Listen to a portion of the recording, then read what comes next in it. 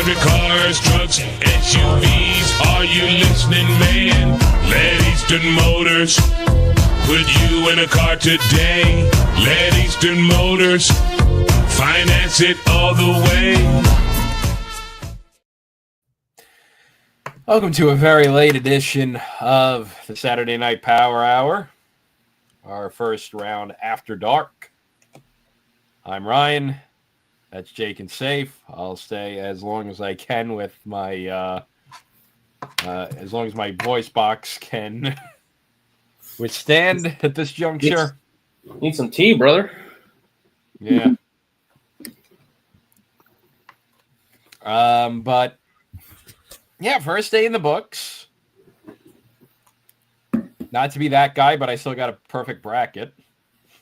Oh, not to be that guy, but so do I. Oh, well, no, I missed the playing game. One of the two playing games. Right, fair enough. Yeah, right. Me, you are tied. 14th on the Crosse references bracket challenge. I think there's 16 perfect brackets. Jake, you're right behind with 13 total points. Yeah, exactly. This is a playing game they missed. But yeah, it's good to be on top. 513 people. 531 in Lax reference challenge this year. 2 people have 0 points. Ooh. Ooh. Which is kind of tough. That's hard to do. Because it's like you're going for the upsets for some of the games, so you would think like the ones that were upsets today, they would have. It's like they just went against the Twitter like vibe. They're like, oh my goodness! They weren't blank. Everyone's picking. They weren't even blank brackets. They literally got it wrong. Reverse shooting the moon. Everyone's picking Georgetown over Duke. I'll pick Duke. You know, they do have Maryland winning tomorrow. They had Townsend, Colgate, and Cornell in the the Maryland Cornell in the Final Four with also Townsend and Colgate. So let's see who the other guy. Even the contrarians can't pick against the Cornell Maryland national title game. The other Ofer guy or gal chose Townsend. Also chose Colgate. Their Final Four is Notre Dame, Cuse, Maryland, and Cornell. So solid-ish Final Four pick. That first day. Speaking of bad first days, North Carolina, the North Carolina teams. Yeah, it really comes down to it. Yeah, it's a tough. Yeah, could have been that close for Penn State too, but they were able to hang on. Yeah, Penn State took a last-minute goal. Penn State. Yeah, really just Princeton in terms of seeded teams being above the fray today. Man, Princeton's offense was humming. They had 22 goals and they called the dogs off.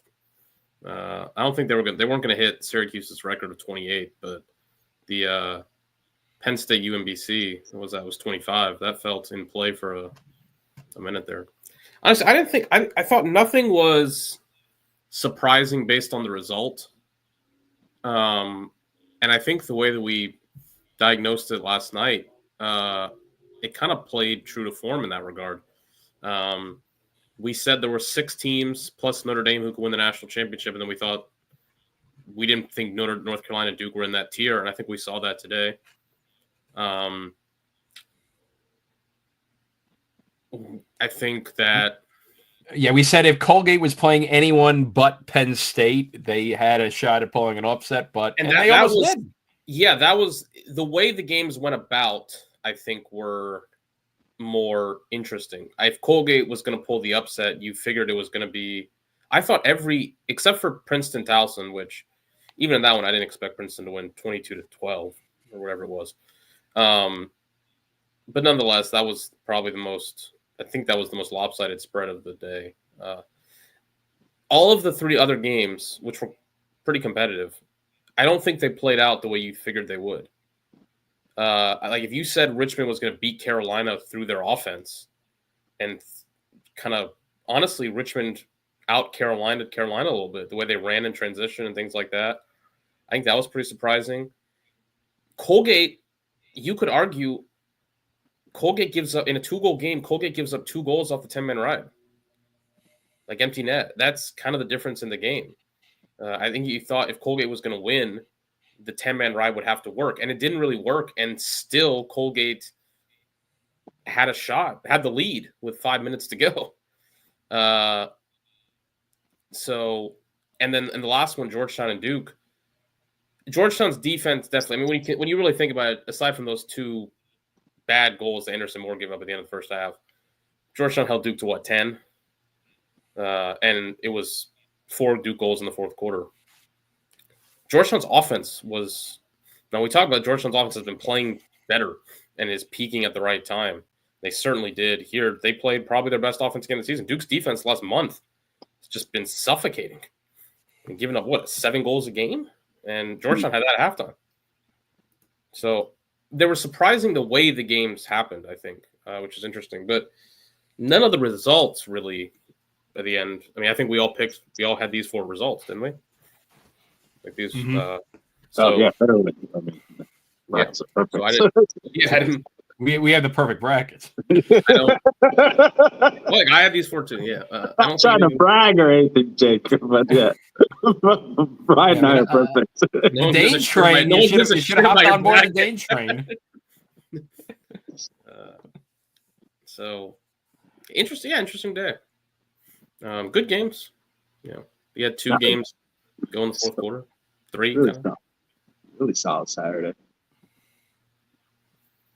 I watched the Richmond game before I left from my mom's, and it really felt like I was like, "Oh, they're really going to do it." I was a little worried about it, like when it got to just the fourth, just because of how but like even heard Quint say that a couple times. He said that there was a bit of not to let the foot off the gas, and like Richmond's been in this position before, and I kind of felt that as about just like it felt like a little bit different in confidence. And I think it was one of you two either last night or Jake last week. You just noted that Richmond must have more significant playoff experience than Carolina. It did not look like that in the first half. No, definitely. They came up at 4-0. I was like, all right, it's a wrap. Rich back. Rich got his groove back.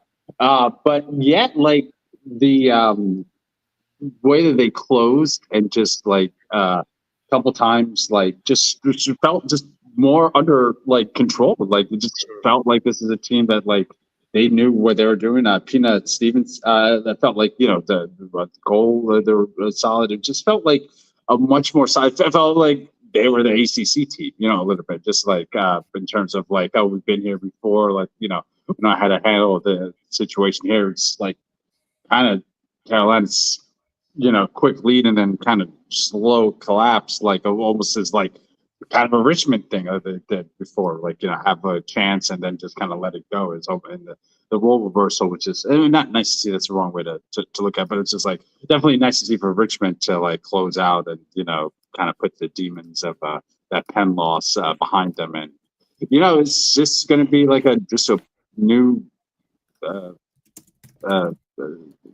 new level of respect that Richmond will have now, because it's just like they're always like a solid team, but it's just like just getting into that Elite Eight. Like there have been other mid majors, especially the CAA teams, the litany of them have made, but it's just like such a young program to be able to do it with under the same coach, like have like Southern School, expanding a non-Virginia school in Virginia. Like, it's just like, it really is like, hey, we can do it here at Richmond. And they did it themselves. It's not like a Delaware program with the decades. So Townsend, it's a historical program and a hotbed and stuff like that. This is Richmond that, still less than 20 years old, 15 years old. I don't know exact date on the top of my head, but I think it's remarkable because this is a team that we've seen literally grow up. It's all from this inception to like now taking down Carolina. It really is just kind of just remarkable and a testament to Chamati's ability to just build the program on his own way. And had a chance to be poached. He was like, no, we're going to see what we can do here. And I'm really happy for him and his program, and disappointed for Petro, Duffy, who I think are dynamic players, but they still have some eligibility, and we'll probably learn from this. But yeah, it just felt like Richmond was a veteran team. Like it was just like they didn't make the mistakes that you would think, early round unseeded team, and it's. I don't want to predict a Final Four run out of them, but they got the hardest step is done winning the first round game. So. Yeah, but I mean, as Jake and I were saying though, Richmond heading into the game, the narrative might have been, Richmond's a young program and everything. We talked about though the expectations different with this. Richmond's not the plucky upstart going for the upset. They were ranked higher in the media poll. They've got more NCAA tournament experience heading into this game. This was a UNC team, that's their first time making it in 3 or 4 years. The expectation was them to come and take the bull by the horns and get a victory, and they pulled it off. And I think, as we said, they've had their issues with closing games. I think maybe it was, you don't always want it to have it, but, maybe better to have a slow start than a bad finish. That's and for sure. This time they get their coffee. That's definitely for sure. AF Health, KM in the chat. Good to see y'all. Good to see everyone who's here tonight. If y'all like the games as much as you like this podcast or live stream, what should you do, Ryan? Should hit that like button. Might as well hit that subscribe button too for stuff next week. If you're not already subscribed, subscribe now. Live tonight. We'll be live next week. A lot of fun shows. Yeah, I got all right, let's unpack my notebook. I got a lot of notes here. This is kind of a story of the day in some ways. Especially this is true of the Penn State Colgate game. One team dominating possessions, and then conversely, another team very efficient in the half court. UNC dominated possessions in this game. They had 23 possessions in the first half. Only 5 goals. On the day, it was +7 in possessions for Carolina.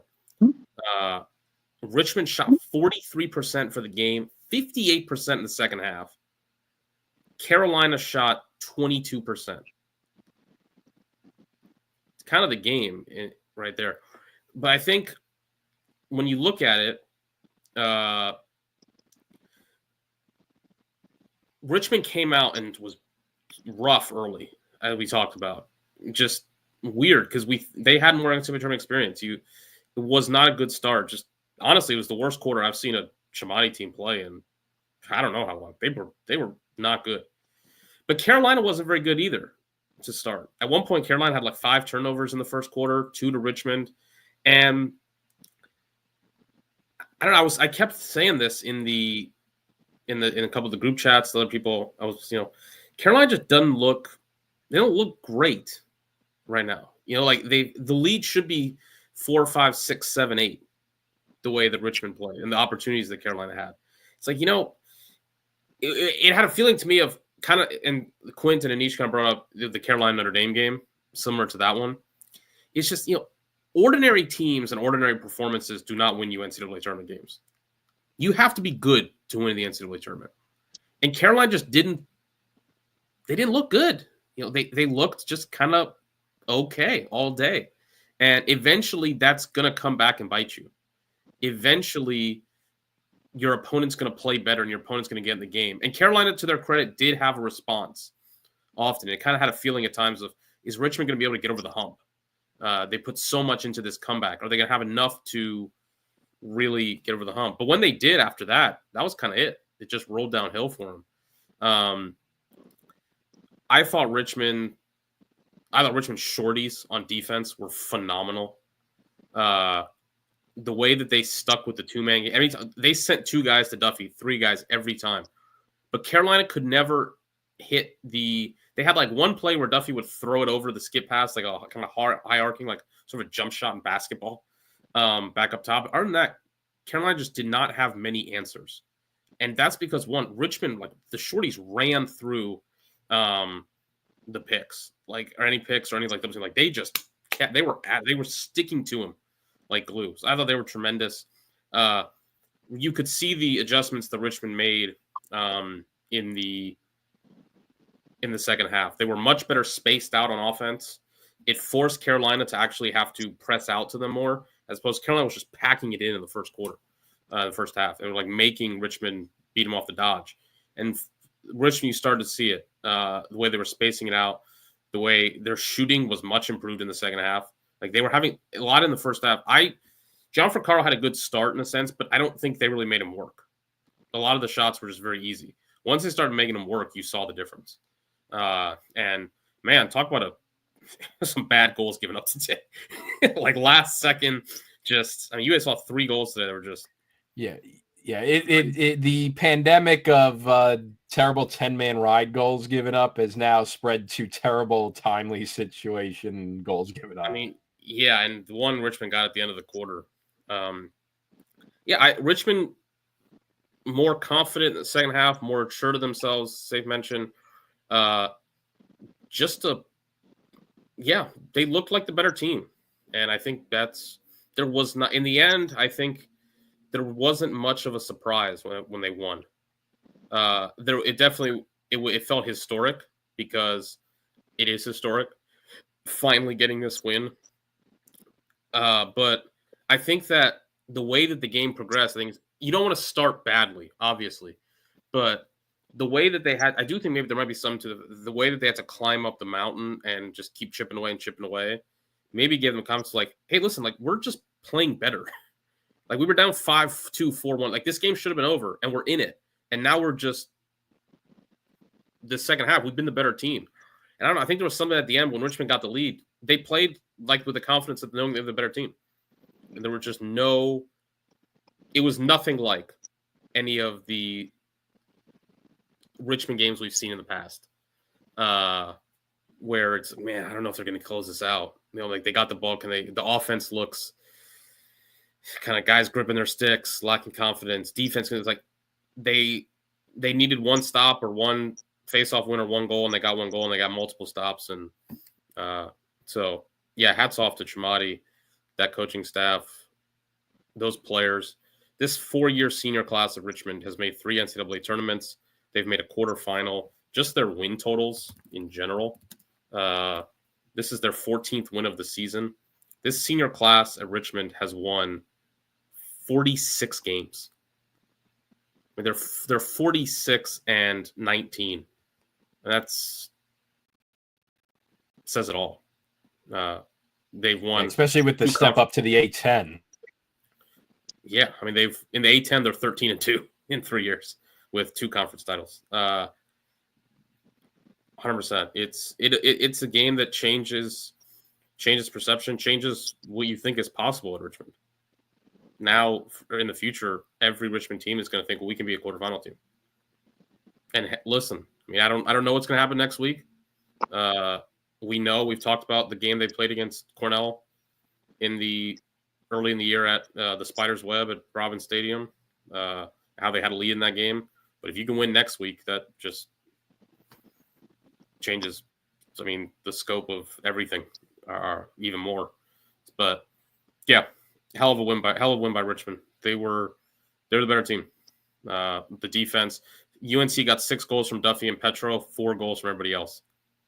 Only one other guy had multiple points. A lot of guys contributed for Richmond.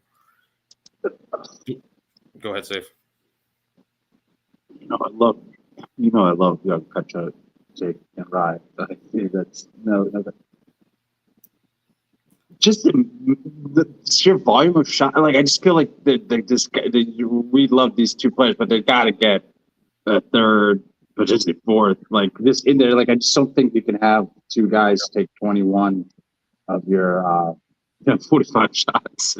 I know that's how they've been doing all year. We've been hounding on them, but like it really felt like maybe kind of really caught up with got bit him in the ass here. Like when young Petro scored that 10th goal, I was like, okay, maybe but like that was kind of the last gasp really for this team. And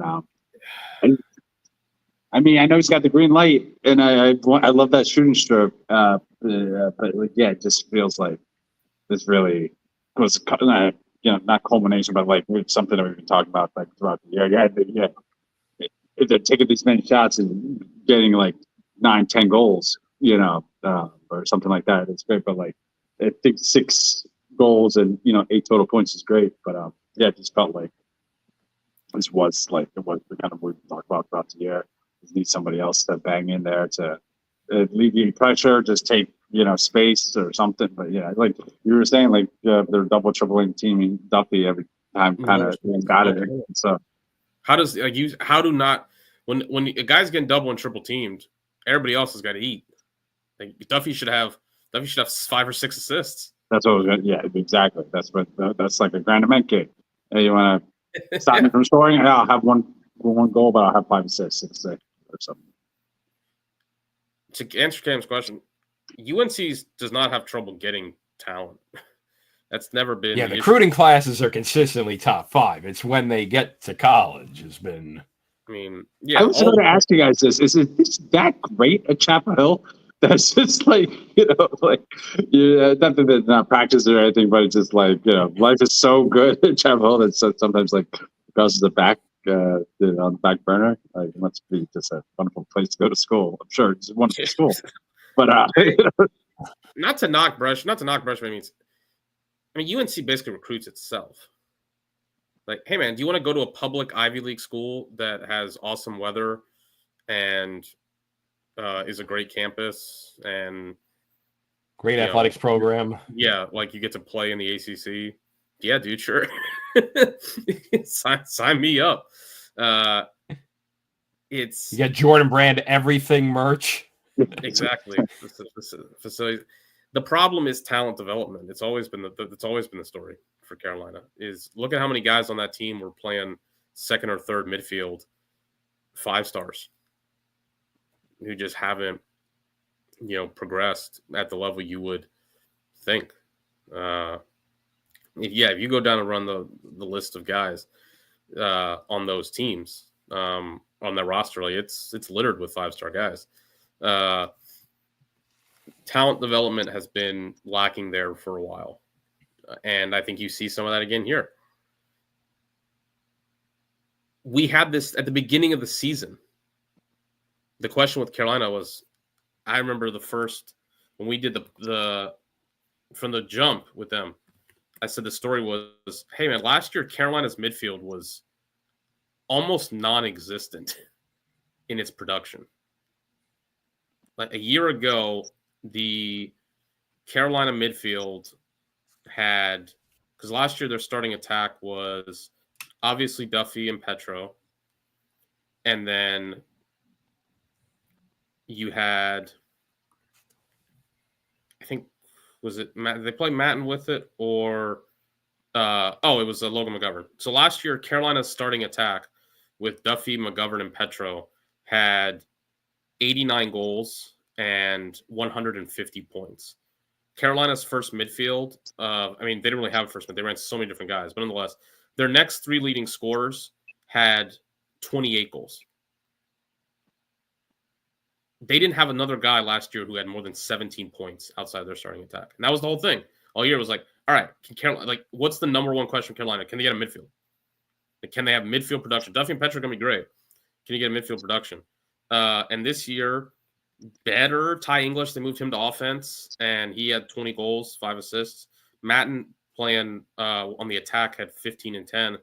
Wertheim, 7 goals, 15 assists from Cornell. Ryan Levy, 14 goals. It's better, but it's – and honestly, I think Safe hit it on the nail on the head.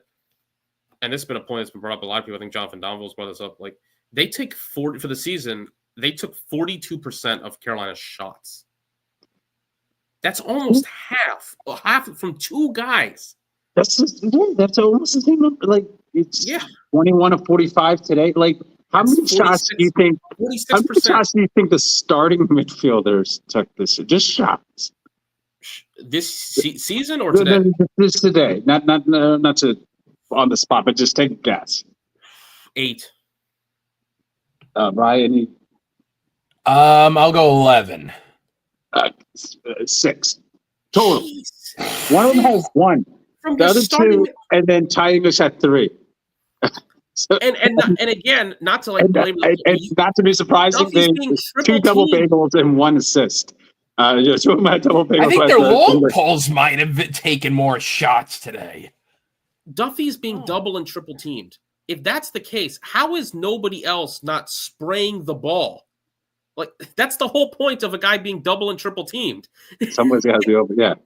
Like, somebody's open. That's just, again, they didn't, when Richmond made the counters in the second half, it didn't feel like Carolina had the answers back.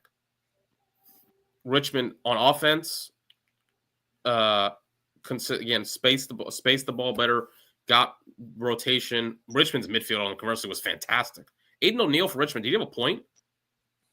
I think Ashheim was tremendous on him. I think O'Neill went double bagel, and Richmond scored 13 without their best. Carolina's best players combined for 12 points, I think, 3 or maybe 11, something like that. And Richmond's best player had 0 and 0, and Richmond won by 3. Again, that looks like Richmond's the ACC team because they're the team with deeper and getting production when their best player is taken away. Carolina, conversely, yeah, like you just need more. And it says I don't think O'Neill's the best player. I mean, yeah, they got a lot of good guys, but he draws the number one cover guy. Like he's the guy he gets the number one matchup, and they were able to find answers with him getting taken away like that, and Carolina can do it.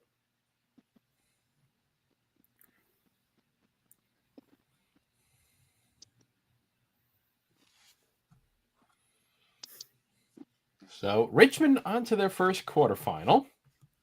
I guess this was to wrap the bow on UNC. It's kind of funny because, like, they exceeded their preseason expectations, got back to the NCAA tournament, but at the same token, feels like a disappointment. This flat performance, it feels like, well, where are we going from here? It does feel like a downer after, even though, like a solid at least on the count. positive side, you get Petromal and Duffy are still back. A lot of guys They're going to be back next year. Yeah, you had a young team, but you got to get production outside of Duffy and Petromal. Like, obviously, the two of them are going to be next year in this Ty top English 15, top 20 of the Tewaaraton. I think Ty English is out of eligibility, I believe. So that's your best midfielder this year. So I mean, look, they got another major recruiting class, but it felt like a team that peaked in what? I mean, me and Safe did that when we talked in like late March or something. I think Safe you picked early April when they beat Duke. Yeah, like that Duke game was like the highlight of their season. Yeah, and it was a great win, but Carolina felt like a team that peaked in like the middle of March. Right, we were talking about the injuries. Also, I think they're starting to play. Especially when you're leaning on those two so much, and one of those two is like, hurt. Like, that's kind of coincided with it. And the injury thing. The injuries are what. This is 2 years in a row with Duffy with an injury. Last year was like the knee, something that took him out for the rest of the season. This is, I don't know what it was. It's probably another lower body injury, you presume. He plays. He's a smaller guy. He plays a very, very aggressive style. A lot of explosive movements. It's something that you got to monitor it. It's not something. It's kind of to go say, sort of kind of like Russell Melendez with Hopkins a bit. It's something that's like lingering now. That's a story there. Injuries. Again, that doesn't mean I'm not gonna say he's gonna have another injury next year, but you gotta, if it's 2 years in a row, you gotta account for it. And that again goes to needing more production. Yeah, they were 3-4 of their last 7 games. The Army lost to Army, lost to Notre Dame at home, lost to Duke in the NCAA tournament. Duke in the ACC tournament. Now here, I'll say it. Decent teams, good teams don't really make quarterfinals. You got to be really, really, really good. You got to be very good, maybe even great. I mean, great teams get to the Final Four, but really, you got to be really good to get to a quarterfinal. It's just too difficult in the tournament. And that I think was the story I was left with Carolina for a lot of the year. Honestly, is they looked good, but not good enough. They never really found marked improvement, but not quite into that next realm. Basically, they got better in the offseason. Did they get better in the season? In the season, yeah. That's a good way of putting it. Yeah. That's I think the story. Was the UNC team you saw today a lot better than the UNC team you saw in February? I don't think so. And I think that's kind of a theme for Carolina as a group. When Carolina's great, you know Carolina's great. When Carolina's not great, you kind of know when Carolina's not great. And like 2021, that team was great from the jump. The only sort of different is, I would say, 2016 when they just went on that miracle run and Cloutier turned into Gary Gate for a weekend. But other than that, when Carolina's really good, man, they're humming from the start. And when they're not, they kind of don't really catch fire. Again, aside from 16, I think that'll be interesting to see next year. What do we get? Again, they'll be super experienced, probably definitely the most experienced team in the ACC. Do they come out the gate looking like a top 5 team? They'll be ranked in the top 5 to start next year. I'd put my house on it. Or do they come out looking kind of like this? I think that'll tell you to a degree what you'll see from them, what their ceiling is next year. By the way, before we get to the next game, Jake, you must be crying tears of joy. The Warriors-Timberwolves game 73-69 after 3. I got on the TV. Yes, beautiful. That's real ball. Real ball, man. You know what else is real ball? Besides liking that video, hitting that like button? Princeton's offense. Yeah, Princeton's offense. The Unit of the Day award has to go to Princeton's offense. I mean, my God. 22-12 win over Towson in the Battle of the Untigers. 5 goals by Kabiri. 5 goals out of Wade. Mackesy breaks the Princeton all-time goals record with just 1 goal. Just 1. 4 assists. 4 by Burns. 3 by Cameron. There's still some questions that need to be answered with the Princeton defense. They were shaky at times, but if this offense is going to play like that, they're going to win faceoffs. Yeah, well, yeah, they got to win faceoffs. They were looking better. I mean, they won faceoffs today. Yeah, that's if they're going to win. Yeah, Princeton's going to win faceoffs. This offense is. We've been talking about Princeton peaking at the right time. Yes, they still got to win faceoffs against tough faceoff opponents, but I mean, sky's back to being the limit for the Tigers after the disappointment of that second half against Cornell. The way that offense is humming, it's going to be really, really hard for other teams to keep up with them. It's a supercharged offense when they win those faceoffs. It's almost like just really kind of gets into a really explosive state that it's kind of the reason why I thought that they would challenge for the title this year. It's really and when they really are humming, and Kabiri and Coulter, I believe Coulter broke another record today. Congratulated. Broke Jesse Hubbard's career goals record for Princeton men's lacrosse with 164th. So great accomplishment for Coulter. But just kind of shows you this offense when they're really. It's kind of a somewhat quiet day for the goal scoring. So you only had 1 goal, and I think he had 4 assists. But you want to hear the shooting percentages? It's insane, dude. By each player, it's like Kabiri 83%, Wade 83%, Mackesy had a 13% day, but Burns 80%, Palumbo 100%, Cameron 50%, Bono 33%, McKeegan has 100%. They're shooting the team shot 52%. And they put 80% of their shots on goal. And listen, they shot 44% in the first quarter. They shot 54% in the second quarter, and they shot 64% in the third quarter. And then in the second quarter, they just scored 2 goals and shot 33%. The efficiency numbers, that third quarter, they scored on 9 of 13 possessions. That's 69%. Nice. At one point, they were having a 50-50 day, 50% offensive efficiency, 50% shooting percentage. They finished at 47%. It's, astounding. What else can you say? Again, when they win faceoffs, Towson, again, like Princeton's defense, maybe you can kind of point to some things. I thought in the first half they had trouble staying in front of Towson's defenders. I thought Towson is a good. The way they dodge, they're very good at like kind of subtly dodging, the kind of fake one might go another, put in some hesitation. Towson's got a similar offensive skill set with some guys to Cuse, which I think could be interesting. Just the way that they kind of, not necessarily dodging through speed, but kind of, and they have great stick skills on offense, Towson players.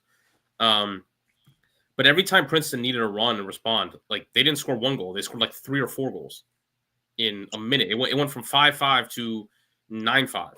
And it went from 12-8 to 16-8 or something like that. It was an exceptional day.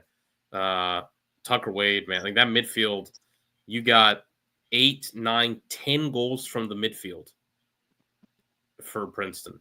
And then you got 10 goals from the attack. And one of those came from Mackesy. Kabiri quietly, we've seen him talk about this at the beginning of the year. If he could become a guy. Kabiri quietly has more points than Mackesy now. Like, has just kind of continually trended up and up and up as the year has gone on, which is a very good sign because I thought for Towson, there's not really much you could do here with how well Prince was playing, but I hated them going zone. Prince you can't play zone against a team that spaces the field the way Princeton does and moves the ball that way. They're just going to get open looks every time. And they did. This is ball movement, spacing, shooting, great handling, guys moving off ball, just ball and man movement. Princeton does it as well as anybody probably except for Cornell. So, yeah, spectacular stuff. And going to be an interesting, regardless of who they play in the quarterfinals, the rivalry quarterfinals. They get Harvard a third time. They get Cuse. If they win faceoffs, that offense, I don't know that you're really beating them. I just think they're going to put up a number that's too. They're like the minimum is like 15 if they win faceoffs. Mm-hmm. And I mean, like, I feel like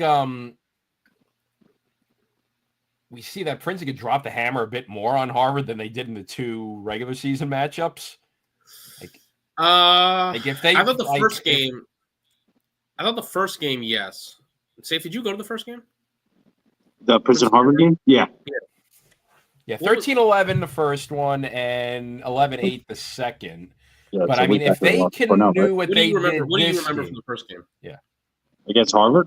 Yeah, that Harvard not wasted, but like seemed to have full control. Like the first 8-10 minutes, they were just throwing Princeton around, like had possession, but just nothing results on the scoreboard. And then Princeton just blew up with like 4 goals in like the last 3 minutes to just like really just take control of it. Like Harvard was kind of in there throughout, but Princeton was always just like able to like, keep their distance, make it like stick to it too. I thought it was like definitely an entertaining game. Kind of showed like some grit from Princeton. I think it's like the immediate week right after the Cornell loss. Yeah. So it was definitely like a good bounce back win, and Harvard was definitely game. I mean, like just the way they were riding, the way they were putting pressure. It just Princeton was able to withstand it, and it's a close victory, but still an important win, I think, for Princeton. Definitely. Yeah, but I think if Princeton's offense is humming like they did today, and I don't know if Harvard could keep up. And as great as Syracuse's offense is, they go those long lapses without goals. So if Syracuse has a stretch where they're goalless, Princeton's gonna build that gap to 4 or 5 goals in the meantime. I mean, Hughes is going to win faceoffs against Princeton. I just would be shocked if that didn't happen. I thought the first game Princeton could have beat Harvard. For the second game, they played a lot of zone. And I don't know. I just don't think we see teams are playing a lot of zone. Yeah, they were playing a lot of zone last weekend. I think they're trying to build something up for tournament time with it, but it wasn't really all there. And I think today going back to man worked better. I just don't think that Penn State's the only team that can play that zone and really make it stick for long periods of time. I don't know. I see teams trying Carr kind of mentioned it. Zone is really good as a switch, a curveball. I don't like the way these teams are playing zone. We're just gonna play zone. It's the guys are too skilled nowadays. I mean, it's just and against Harvard or Cuse, if you play zone against Cuse just gonna they could score every possession if you play zone on them. Cuse, the whole thing with Cuse is you need to make them dodge and beat you. Cam point. Yeah, zone's helpful when you have 2 games in today's conference. Yeah, it saves the legs. Mm-hmm. It's you could not play zone is not going to help. I just don't think against either of those teams. It kind of worked against Harvard. Playing zone against Cuse would be asinine.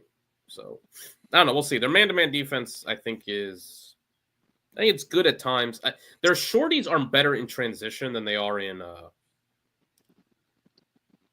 on football covering, I think, which will be an interesting thing to look at next.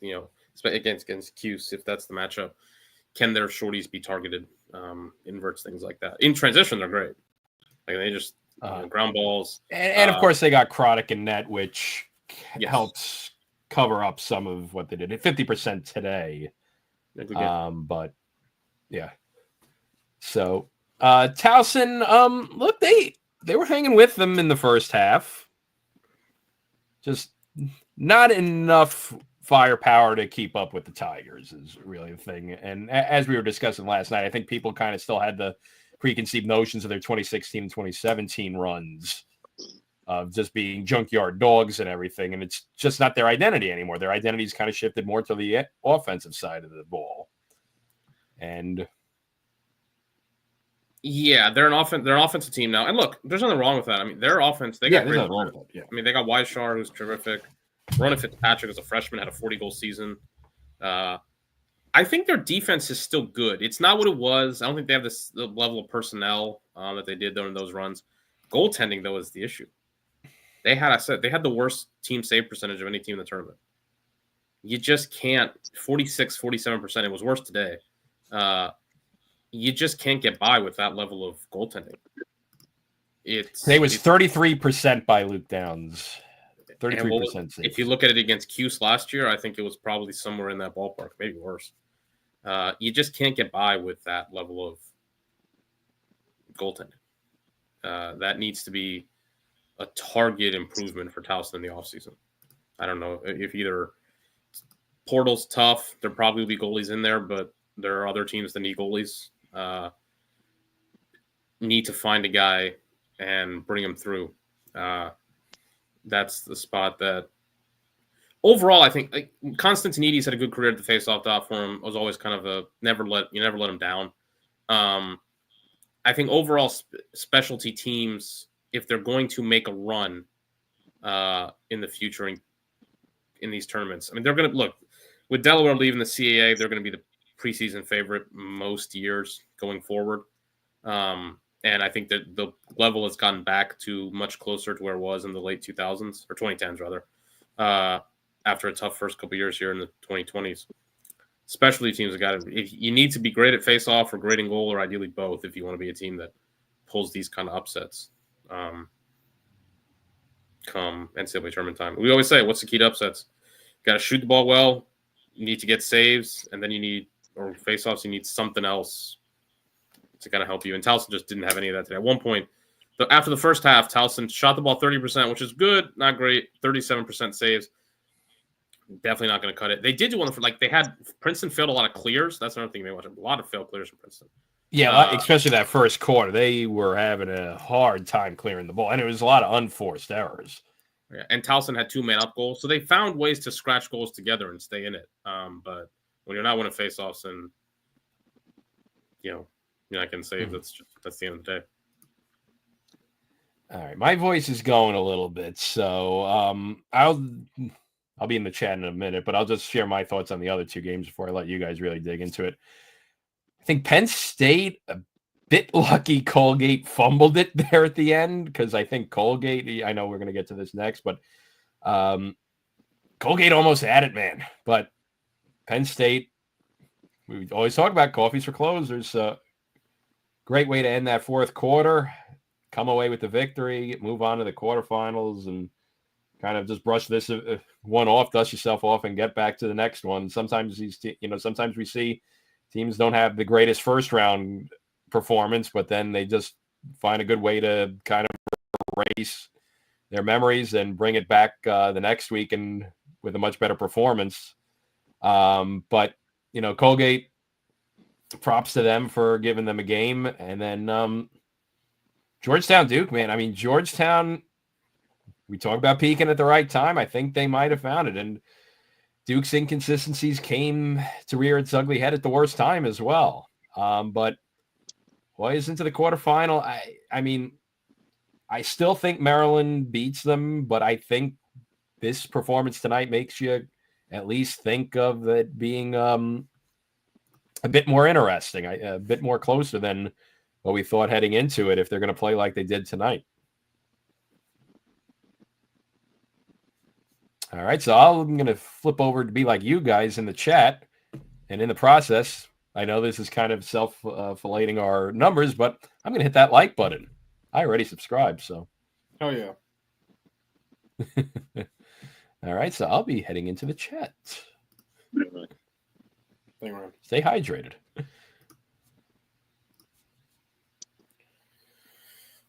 All right. Colgate, Penn State. Game all they could handle, Jake. I mean, it's interesting watching reading the box score, just the way that it ended with just alternating three goal runs. Penn State had one that crossed over from the second period to the third. Colgate got their own 3-goal run. Penn State which responded with a 3-goal run. Colgate responded then with their own 3-goal run, and then Penn State finished with their final 3-goal run to take the lead for good. Yeah, I mean, Colgate's probably going to be kicking themselves up 11-10 with 5.5 minutes left. But Liam Matthews with the big back-to-back goals to tie and then take the lead, and then Matt Trainer to make sure to have the 2-goal cushion at the end of the game. But gritty effort by Penn State to make sure to not have a complete collapse of higher seeded teams today. I think Colgate's going to be little miffed at the way they kind of maybe handle some of that. The helter skelter play style at the beginning was good to cause the havoc, but then it seemed to cause their own havoc that it ended up having more turnovers than Penn State at one point, and Penn State seemed to settle down, and Colgate was able to respond and stay in the game, and even at points take a lead, but just not enough composure, I guess maybe is the way that I kind of looked at it. Just I know that's the play, kind of reminiscent of Barr's Brown team and early era UVA, but just wasn't as efficient about it.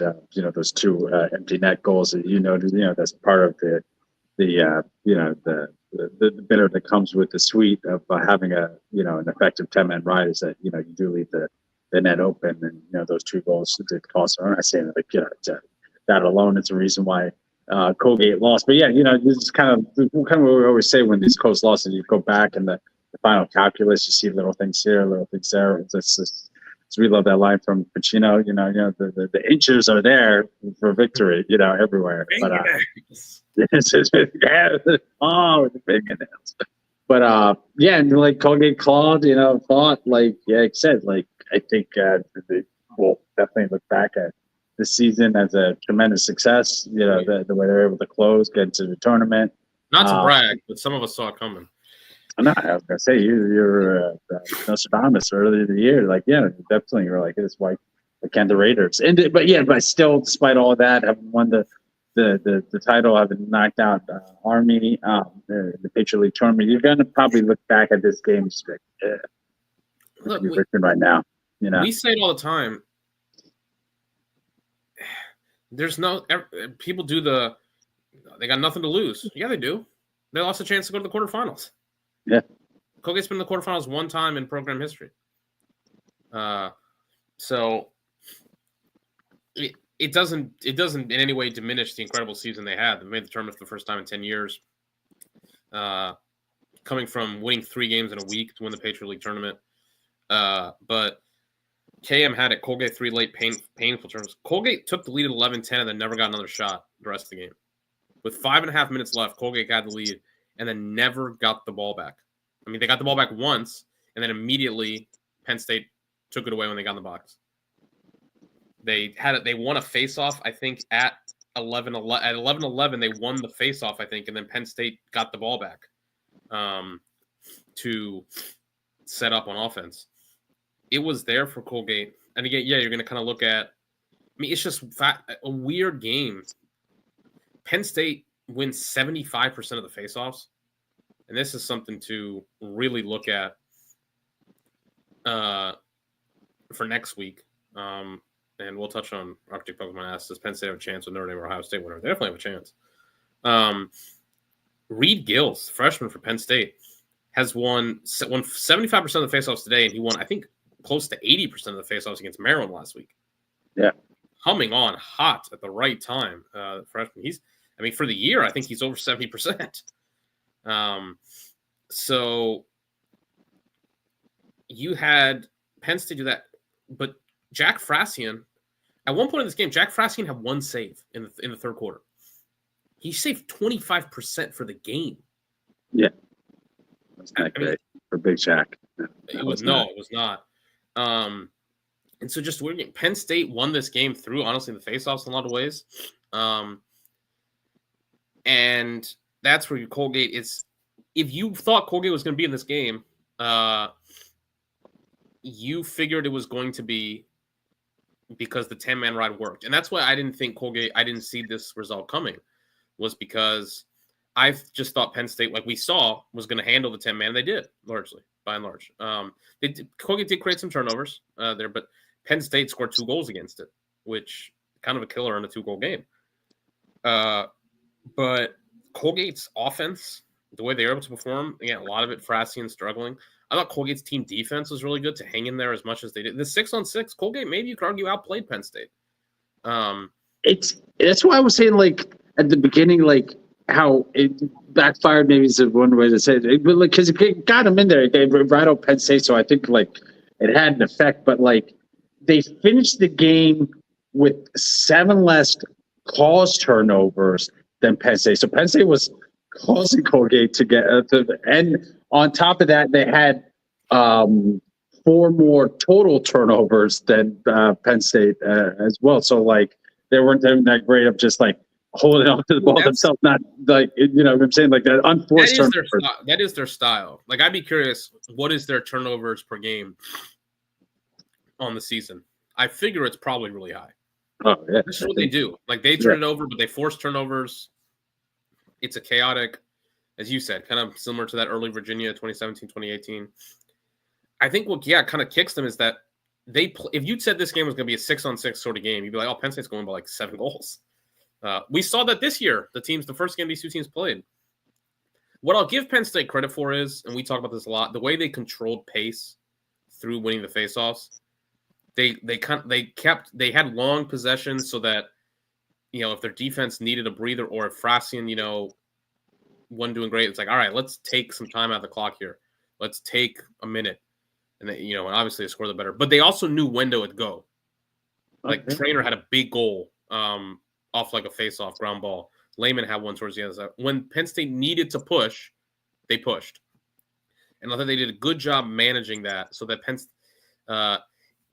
it never really felt like Penn State was going to lose, is how I'd say it. And that I don't mean that as diminished anyway at Colgate. You just always kind of felt like, and that part of it, look, that's face-offs. It was like, well, Penn State's always going to get the ball and have a shot. And they did enough. As far as next week goes, I think Frasting's going to be, and that's the story, I feel like. If he's going to save 25% against Ohio State and Notre Dame, they're going to lose. That's not good. Yeah. It's not happening. But with the way they're winning faceoffs, if he can get them to, if he turns into Jack Frasting, and we saw the last 2 years, Penn State go win the national title. If he gets to like 50%, the way this team is winning faceoffs, that could be a pretty. They could have something against Ohio State potentially. You figure kind of a lower scoring game. If Penn State can dominate faceoffs in that game against Ohio State, just get a lot of volume of opportunities against Fiok, that could be huge. Against Notre Dame, we've seen Notre Dame kind of have these quarter, sometimes half long scoring droughts. Could Penn State kind of put them in that if they can win faceoffs and kind of lock down on the defensive side of the ball? So Penn State feels like a high variance. I mean, I could definitely see them winning because they kind of have the offense, which wasn't great today, but I mean, Colgate Lacombe was really good in goal. They have the offense there, the pieces, and they're winning faceoffs. You could see this really going a long way. But it's also like, I mean, today it was like a sort of Damocles hanging over them with Frasting. They just couldn't get stops. And so that's the other kind of concerning part. We'll see. I think they can win either game. I think they could lose. I mean, and part of it, look, it's a quarterfinal. Yeah. One thing in their favor, but Penn State's been to 2 quarterfinals before and won. So, they've been to 3, 6, 8 total tournament appearances, 5 lost in the first round. But, when they went to the second round, the first round game, to get into the quarterfinals, they tend to make the Final Four, 2019, 2023, obviously not being, small sample size here. But extra day of rest, albeit it's going to be Sunday, so even Notre Dame and Ohio State will have a week off, but an extra day of rest, driving distance trip for them, Annapolis. Should be a Penn State crowd for whichever one they play. It's definitely there for them. I just think it's hard to kind of tell the way they feel like they're kind of riding specialty teams a lot right now. That's we're quite know you're going to get there. All right, last game of the day finished up around an hour and a half ago, a little less than that. Speaking of teams, NCAA tournament experience, quarterfinal mainstay. I think it was 16-12 for Georgetown. The Georgetown Hoyas. Georgetown. This is, I thought, heart, hustle,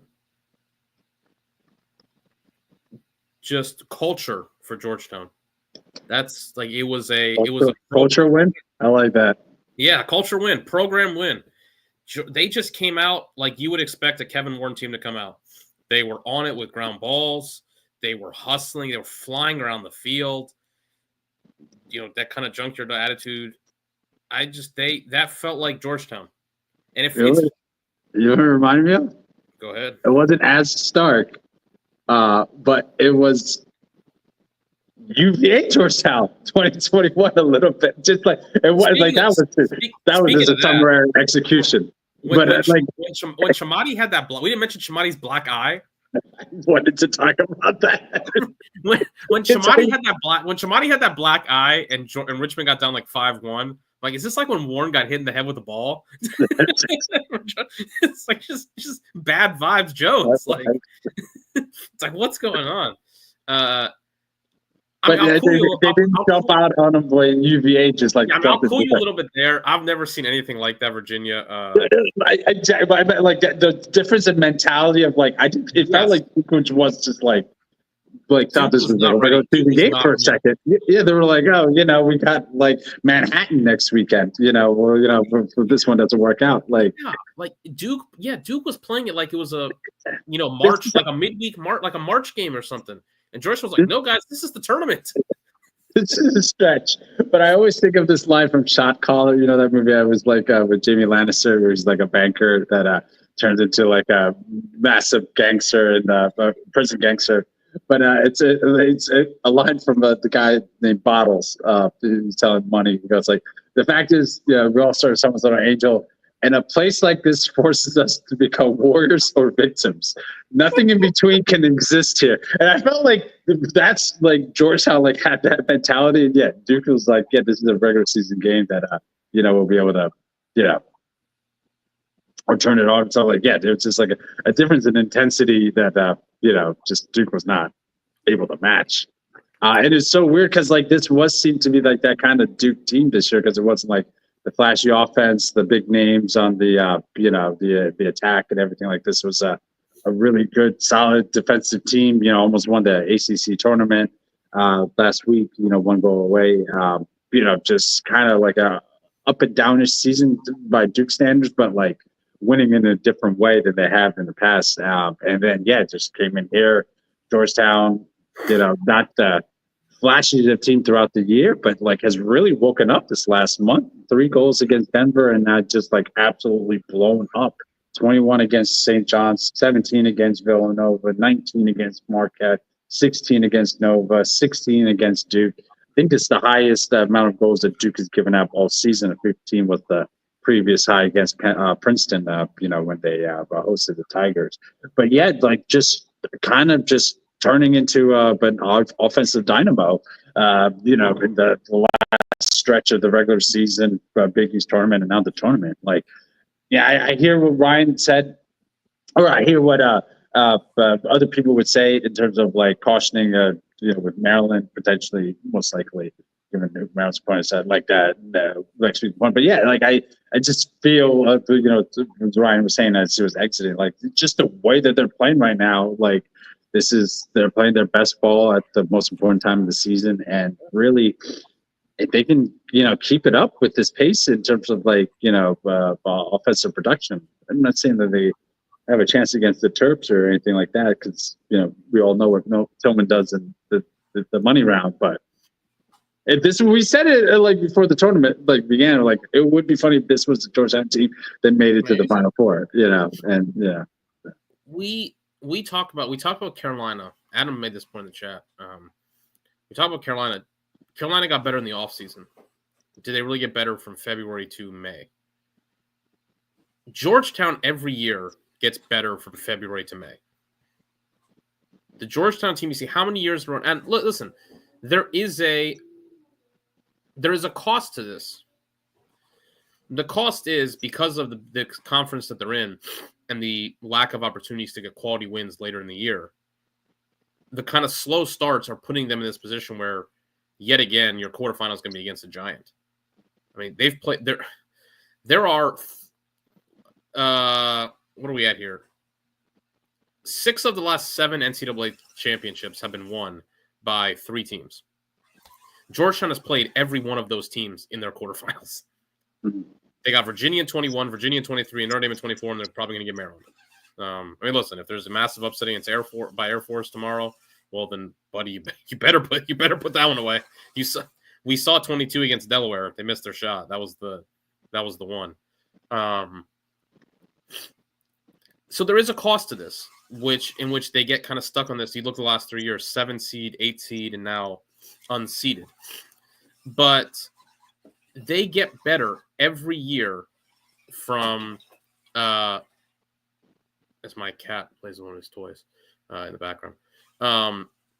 They get better every year from February to March. It's an improvement. We always start, it's like, man, Georgetown offense doesn't look great. Kind of played a ugly game with Penn.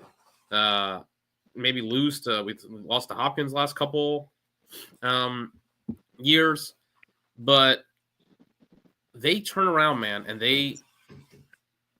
by the end of the year, this team plays its best, and they have an identity, whatever it is, and they embrace it. And yeah, that's just what was my takeaway. There were other things in this game. Shout out Ryan. He mentioned when we talked about our most intriguing players of the tournament.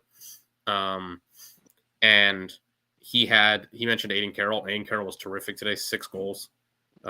Fulton Bayman and Aiden Carroll for Georgetown. They were the stars. Had, I think, like 6 points each. Georgetown's offense, like they have been early on, there was willingness by Georgetown to play inside, make tough plays, pound the ball in the interior towards the crease. Tough passes. They had to, make tough passes, clean catches inside, finish in traffic. But when they did, it forced Duke to then play out to them on the perimeter. And Georgetown, they didn't really bother they didn't bother attacking Charlie Johnson. They didn't bother attacking Eddie McGuire. But when they found a matchup they liked, they did attack. And Duke just didn't seem to really have a counter for what Georgetown did offensively. And yeah, I thought this was a coaching staff kind of win by Georgetown. They looked the more prepared team. They looked like the team that had more energy. And Duke, in the second quarter, came back into it. Granted, in part, Ryan mentions, just a minute of really bad goaltending play. Anderson Moore gave up 2 bad ones at the end of the half, and Jamison didn't have a great one either. But after that, it's like Georgetown just got right back on it. And yeah, there was just a gap. Duke just didn't seem to have the juice that Georgetown did. And yeah, you mentioned it was weird. This is a Duke team that's kind of embraced having to play more defensive, like this defensive identity. That's kind of embraced the fact that people were really skeptical of Duke all year long. Yeah, I think back to the beginning of the year, we were part of this with our poll, but like a lot of people with their poll, Duke never moved. Teams would lose above them, but Duke always just stayed where they were. There was like a built-in skepticism of this Duke team, and Duke seemed to kind of embrace that. But similar to with Carolina, I said it, ordinary teams just don't kind of win quarterfinal, and that's kind of with Duke. Aside from that Cuse game in April, and the Carolina game too, the AC, that was a fantastic performance. That was their best game of the year. Duke just kind of felt okay all year. No, they were a good team, and Georgetown's a team that's just gotten a lot better, and I think that was obvious here. But yeah, like flying around the ground, Duke made it closer on ground balls, but even still, like every time there was a loose ball on the offensive end, if like Georgetown got it and then pounced. That one goal, Ty Banks just kept goosing the ground ball forward 2-3 yards every time and then scored. That goal embodied the entire game for the Hoyas. There's a looseness to them that yeah. I just really thought, which didn't used to be the case in the tournament. Yeah, that's exactly right. Yeah, it was rigid. And they were able to score, especially that. I really think about that second UVA game where they just really much better performance than they had against UVA that first time in 2021. But it still felt like just a little bit more rigid, or just this is very loose. You could just see creativity there that didn't feel like it was there earlier in the season.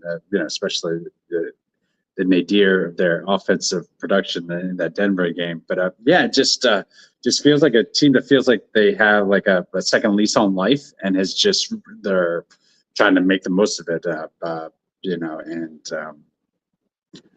We've talked about it all the time. The Elite Eights, the money round, and things change and stuff like that. So someone's amazing. Again, I'm not trying to just ignore that. The Maryland is playing Air Force tomorrow, but just given the seeding and how Maryland played, I'm kind of thinking Maryland's probably going to advance. So we know what Tillman does in the quarterfinals, but just this Georgetown team. Tillman and Warren. Yeah, no, exactly. I don't know if they've ever coached against each other. I was going to say, I can't remember a Georgetown Maryland game. Maryland used to play Georgetown back when Urich was there. That was like big. Georgetown used to be on the schedule of like everybody back in the day. And Warren's done a good job kind of bringing it back. The Hopkins game, I think they honestly they probably need to find one more spot on just at their schedule. Quality win opportunities if they get back with maybe Maryland or Virginia. But no, Tillman really changed the schedule for Maryland after the first couple of years. Because Maryland, like their first 2 years, they were like his first year, they won the ACC tournament. They had to go on the road to Carolina. And I was like, okay, well, I'm not. After that, he kind of decided Towson and UMBC were. that was about it. But yeah, I don't think. I can't recall in the last if they played, it was Warren's first year at 2013, and they did not. So Warren and Tillman have never coached against one another, and it's years ago now. If you're a more recent fan, you don't remember it, but Warren's defense those first 2 years with Tillman and the bench ball. The mosh pit on the sideline. I felt that's where that was a big. That was a big part of Maryland's identity those first couple of years was what came from Warren, and how I remember. I'll never that if you can go on YouTube and actually look it up, type in Maryland Duke 2011 Final Four hits, and there's a 1 minute reel of a sequencing game where Maryland puts 2 to 3 consecutive chin strap rattling hits in that game against Duke the first time they got to the Final Four. That was Warren's. That was what he did there. So Warren and Tillman, they're great friends. It'll be interesting if that's the match. I love Warren. Is his voice it's just the affectation? He is so. I actually genuinely believe because of, and I'll let you go, but I think because of all the, the personality and the celebrations and kind of how his exterior, he's gruff and things like that. I think that's what people think of when they think of him. And I do not think he gets enough credit for how good of an actual coach he is. Of a tactician? Absolutely. Yeah, I mean, I don't think he gets nearly enough credit. It's it's Kevin Warren, the guy fell down on the side one time and, man, Kevin Warren, what a tough guy. It's and that dude can coach, man. They made the quarterfinals 4 times in the last 5 years. That's hard. Absolutely. Yeah. No, I'm with you. I think he's gets tons of respect. I think a lot of people really love Warren. We kind of saying that for a little while, when's it going to turn for Georgetown? From being the lovable team that everybody, second favorite team to we're sick and tired of these guys winning. But still hasn't happened. I think a lot to do with the way that they play. It's always tough, but it's just there's not a dirty team or anything, but I think people really respect Warren and what he's done to kind of revitalize his program and just right on the cusp of Final Four and kind of returning to something that they haven't been there since '99. But yeah, no, just everything about him, just screams like a coach that you can understand why players really after they're done. We've had Zach Geddes, friend of the pod here. Dave Caraway, friend of the pod. Yeah, we love Georgetown. And they all similarly echo about how just great Warren is as a person. He's a great coach, tactician, stuff like that, but just a better person and just a person to think of fondly. And you can understand it. The emotion on the sideline, the way they celebrate, this is a team that really kind of buys into his vision. And I not that I want it at the expense of Tillman, because I love Tillman as well. But it's just if Warren is able to do it this year, then they've really earned it. And either they hadn't in the past, but just this would be almost as big if Virginia was in Maryland's place and they were able to beat Virginia. Maybe that'd be the one more the topper than this. But be a person that you coached under a lot of respect. They're probably still extremely close. Beat Danowski tonight. He beat Danowski, who he played for at Hofstra. Oh yeah, exactly. So yeah, it's just saying like if this is the year that does it, like yeah, just kind of have they had the up and down season, and then being able to if possibly like taking it one more next week, like yeah, just you'll see that week because that's why I always think about the tournament, Jake. Like winning the Final Four game, it's almost like you don't get enough time to celebrate because really it's just one day, and then like nobody. There's like two programs to which winning the quarterfinal is like, or three probably, I would say. It's like Maryland, Virginia, Notre Dame winning the quarterfinal is like, okay, good. Now we've achieved a good season. Like we've checked the box of now we've achieved a good season. For basically anybody else, I guess you can throw Duke in there too. But like for basically anybody else, winning the quarterfinal is, I mean, like monumentous, program changing. I mean, dude, Syracuse hadn't been to a Final Four in over 10 years. Hopkins, it'll be over 10 years next year. Carolina, I mean, since they won the title in 16. And we're talking, the old gods. Like, making the Final Four is hard. So unless you're, any of these other schools, like, getting there is, yeah, like you said, like, it's just changes the course of it changes how people think of you. Absolutely. As a program. So, yeah. You don't even really get credit for a Memorial Day appearance. Like, the Final Four is like 3 teams lose and 1 team, like, got the title.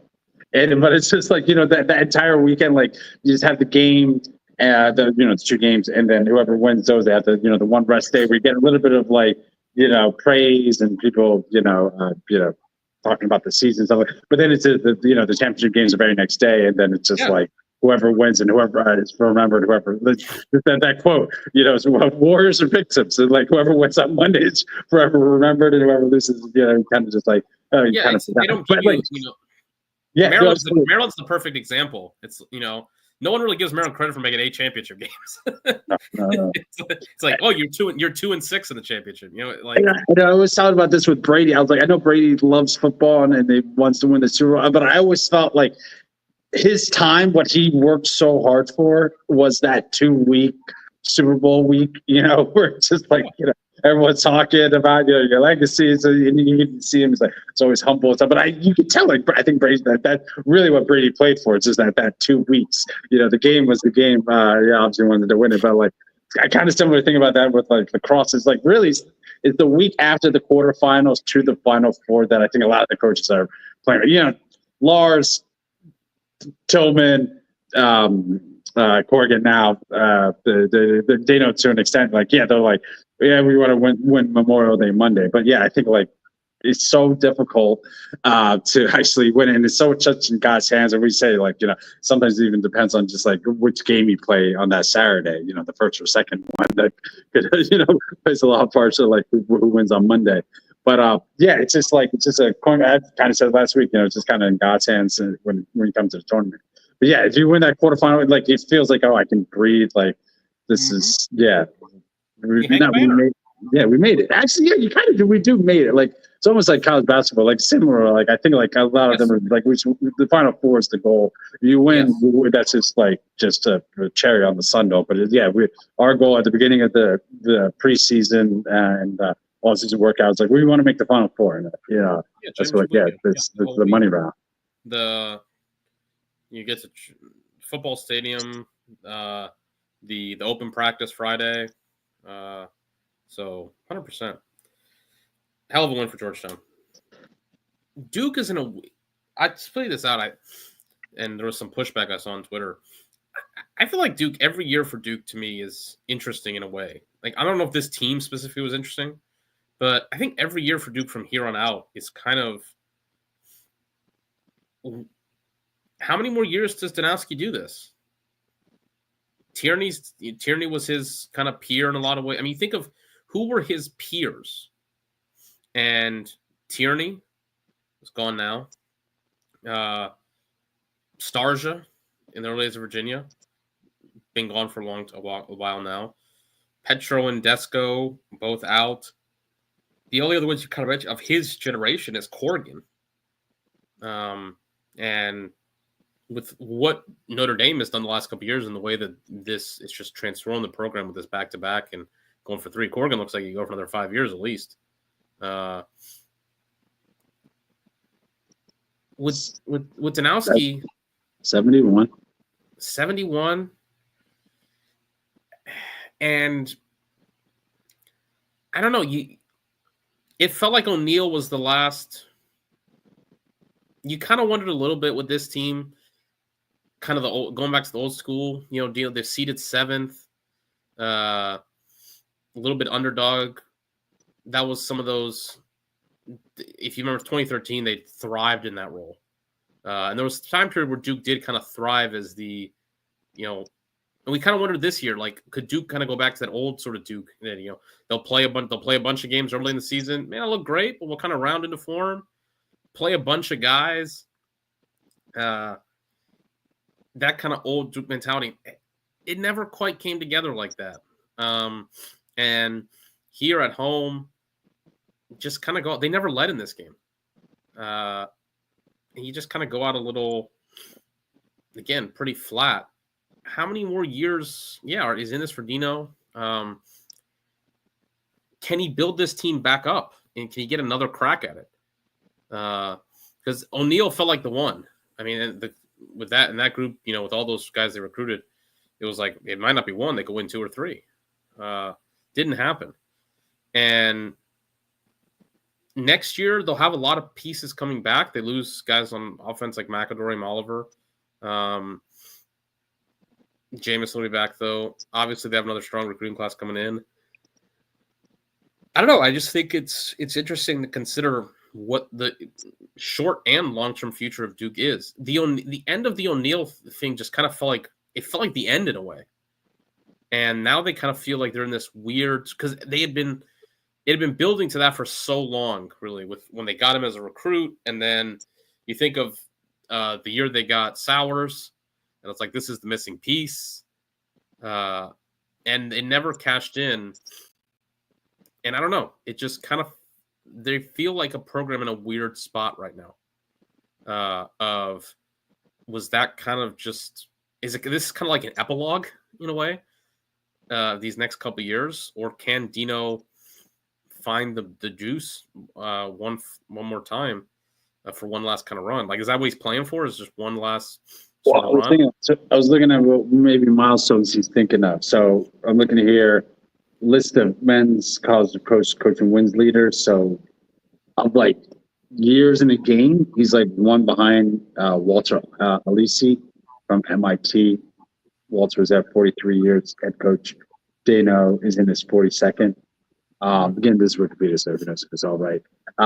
Total wins, 472, so maybe 500 total win, like he's looking at. The 4th title, as we always say, that that's kind of put you in a different category. Yeah, it's 4 titles of Starja, Desco, Tierney, Simmons. How many Bob Scott won? Or in Chick?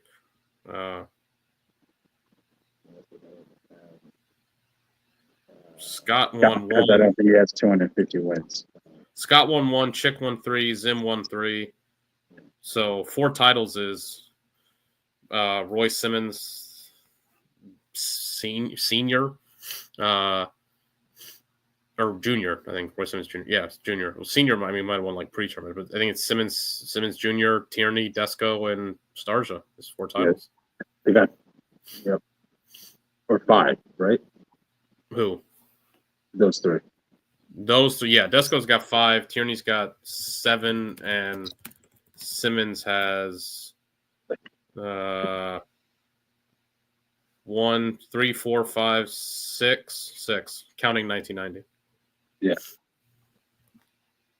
Stars are 5. Yeah, like if you get one more group, maybe he's thinking of like maybe 5's within reach. 4.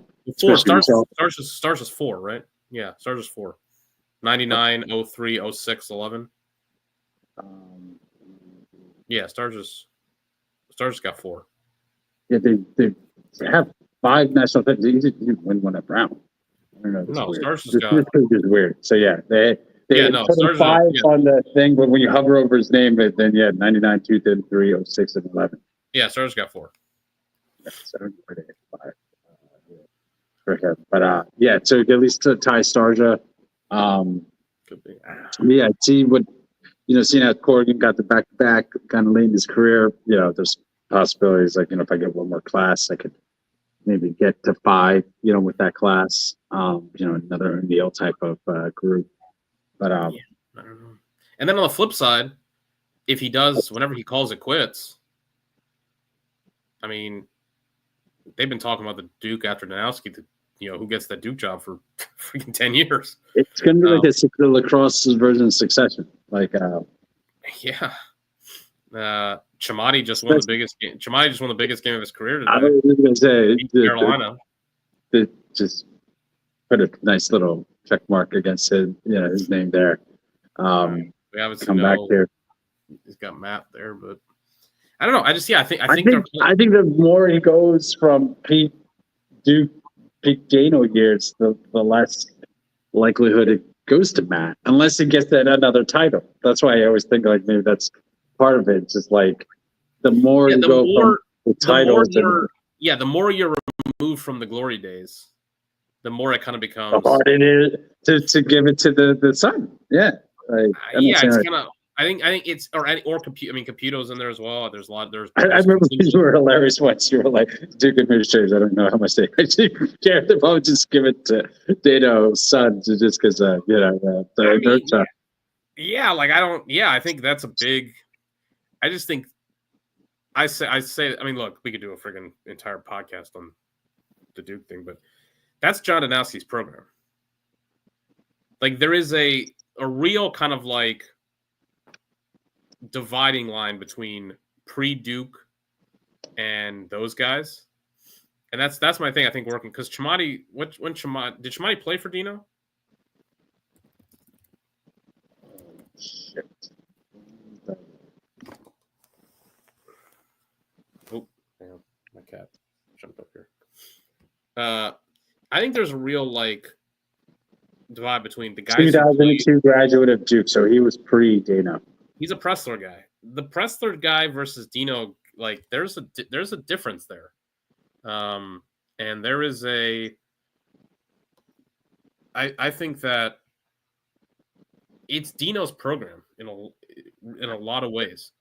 Like 2 more seasons. He's there 20 years. Maybe there's another thing he's waiting for. Like a nice little round number. Yeah, he doesn't strike me as a guy who cares about that stuff, but I guess he could. I don't know. I just think they're interesting the way this was just a kind of regular season, and Duke's had those before. That happens, but following the 3 to 4 years, the 4 years where it was Final Four, massive expectations every season. I think you kind of wonder how many more regular seasons is Dino shooting for? Maybe a lot. I don't know. So we'll have to see. But I do think they'll be in a weird spot because like they have in some ways as much coming back as Carolina does, but lacrosse is weird like this. It takes a lot in lacrosse for people to become skeptical or express any sort of non-positive opinion on lacrosse, towards I think you're getting there with Duke. I think there's a bit of now where people are kind of questioning things or kind of skeptical. And I don't think that before it was like Duke top 5 was just automatic every year. I don't think you see that anymore. I think like they might be top 5 in returning production next year. I think they'll probably be in that 7, 8, 9 range. So yeah, I don't know. I think it's interesting kind of where that program goes. They feel in a weird sort of spot in the ACC right now. But I mean, the ACC in general, it's interesting. 2 teams going, 2 tomorrow who can win the whole thing. And you've got Virginia kind of coming back. You've got Duke in this weird sort of limbo. Notre Dame going for 3. Cuse. So we'll see. Speaking of Notre Dame, on the deuce, a little luster lost because Penn State Colgate was on the deuce today. Granted, you could argue Penn State Colgate. What did somebody on Twitter talking about the difficulties during that Penn State Colgate game? It was like it's like watching a live stream with AOL dial-up. Oh yeah, back in the 90s. It was unbelievable. Was it because of the rain delay? Did they in that baseball game? Did they move to the deuce? I don't know. I couldn't. I kept like trying to search what got like moved or bumped on there, and I couldn't figure it out. Yeah, they were like. I remember when I turned to like, if you were expecting baseball, we're in that rain delay, and then they just it had the game. It just popped up on the next. And it always had the word technical difficulties in the top right corner, even though for the entire game. It's like those emails where people write like sent from iPhone to excuse away, and they're like, they're like, we know technical difficulties, we get it. Right, it's a ton of softball and baseball right now. I was trying to figure out what it was. They just put up on there on like the next game up, Penn State Colgate ESPN2, and I'm like, what? And then, but Notre Dame Ohio State on the deuce, biggest matchup of the first round. Hottest ticket in Columbus. They're selling, arm and a leg. Selling $1,000 tickets for lacrosse. Arm and a leg, your firstborn child for standing room only tickets at Columbus. Notre Dame going for the three-peat. Ohio State looking for their first tournament win in 8 years. It's wild to think about. I'm very intrigued to see where Ohio State is at. Kind of in terms of their legs, the juice, mentality. They put a big effort winning that Big Ten championship. They played probably maybe their best game of the year against Maryland. And you just consider kind of where they've been at. Beating Michigan, that big game to win their first Big Ten championship. Come back from that. A lot of energy expended in the last couple of weeks from the Buckeyes. And I also kind of go back to that the game they played against Cornell the last time they were in the tournament, where they got up big early in the rain delay, or the lightning delay, whatever it was, and they were just lightning delay, and they were just done. Like they just didn't come back off the bus or the locker room after that delay. And that game went from being like 4-5-1 Ohio State to Cornell just won by 5 or 6 goals. I'm just intrigued to see what Ohio State – to me, that might be the big story here is if Ohio State plays like Ohio State we've seen for much of the year, I think they probably win. But I'm just curious where they're at.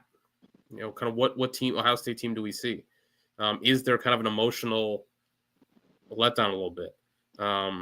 Does the playing the big game at home – we kind of saw it against Maryland a little bit early in the year as well. Like that was the huge crowd for that game, biggest crowd they ever had.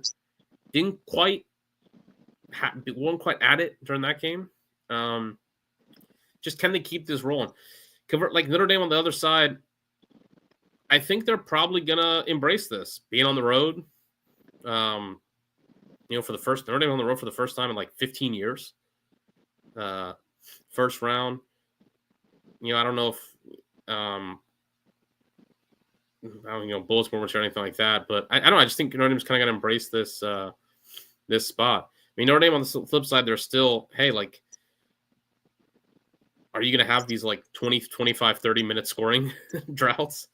You just go quiet for long periods. Are we going to get the Notre Dame team that played against Duke in that second half of the UNC, or are we going to get the Notre Dame team that played Cuse twice?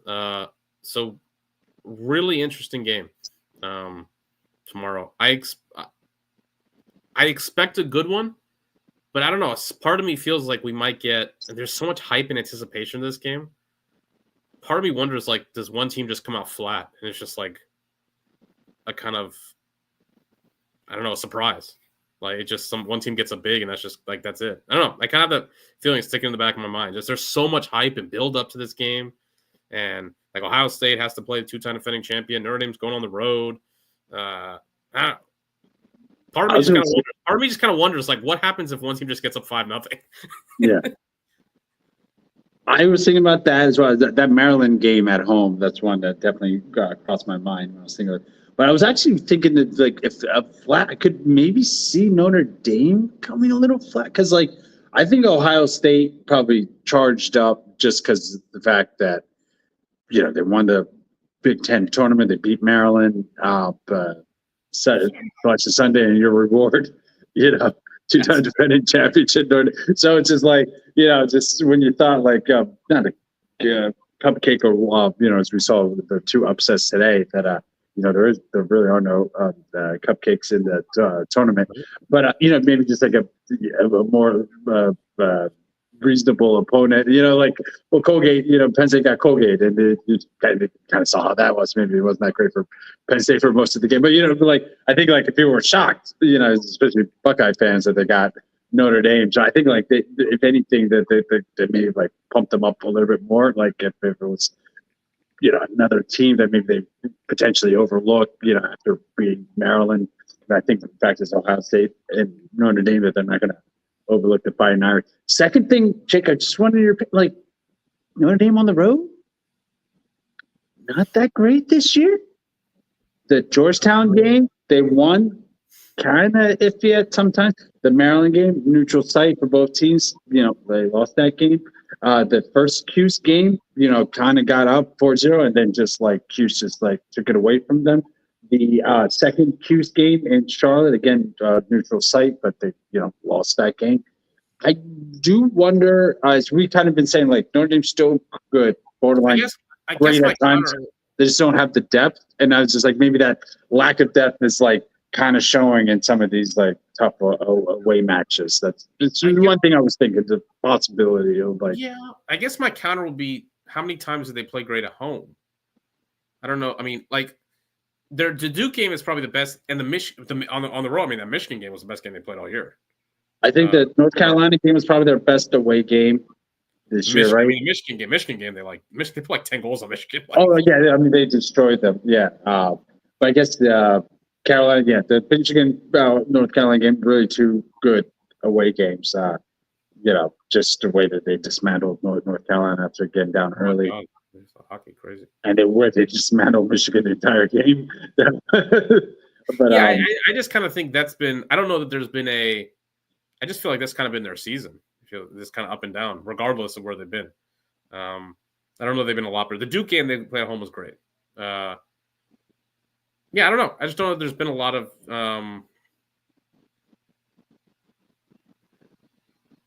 I don't know. I get the vibe of, yeah, home or away, there's been a big disparity for them. They just kind of been. Yeah, I don't know what you're going to get. I mean, that is, I feel like they're going to play well. I mean, I picked them to win. That might be part of it. But I do have the last leg of a 4-leg parlay open the Buckeyes. You picked Ohio State to win the national championship. I went Colgate, Georgetown. Got the Richmond and I need the Buckeyes. I did do a Georgetown standalone, and that one hit. So at least I got a hit so far. I mean, man, if your national champion goes out in round one, that's it's going to be that Broad City meme where like it's just like Happy like falls down to Ohio State, loses tomorrow. Just kind of. Oh man, Ohio State offensively, can they? I want to see if they take what they did against Maryland over. They really attacked Maryland early in the shot clock before they could get set up. Really went after like early offense, pushing in 6-on-6, but first dodge, going to goal, getting a step on Maryland shorties before the help could come. I think Notre Dame shorties are gettable, but you need to be committed to your dodge if you want to get past them. Notre Dame's not going to make any mistakes.